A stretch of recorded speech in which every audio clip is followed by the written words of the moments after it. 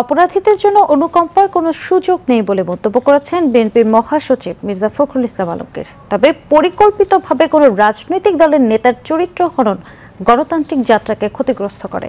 তিনি আজ রাজধানীর গুলশানে দলের চেয়ারপারসনের কার্যালয়ে সংবাদ সম্মেলনে এসব কথা বলেন। মির্জা ফখরুল ইসলাম আলমগীর বলেন, বিএনপি সরকারের কাছে মিটফোর্ডের সোহাগ হত্যাকাণ্ডে জড়িতদের দ্রুত বিচারের আওতায় আনার দাবি জানিয়েছে, কিন্তু একটি চিহ্নিত মহল বিএনপি ও এর শীর্ষ নেতাদের নেতৃত্বের চরিত্র হননের দুঃসাহস প্রদর্শন করেছে।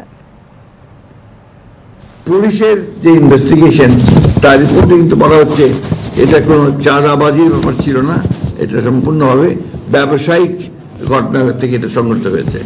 সুতরাং এটাকে দলীয় কালার দেওয়া, বিশেষ করে আমাদের নেতাকে এর মধ্যে সম্পৃক্ত করার যে বিষয়টা আছে, এটা পরিপূর্ণভাবে এটা একটা ষড়যন্ত্রমূলক চক্রান্তমূলক ঘটনা আমাদের দল এবং আমাদের চেয়ারপারসনকে, চেয়ারম্যানকে আপনার চিহ্নিত করার ব্যাপারে এবং তাই ভাবমূর্তি বিনষ্ট করার জন্য।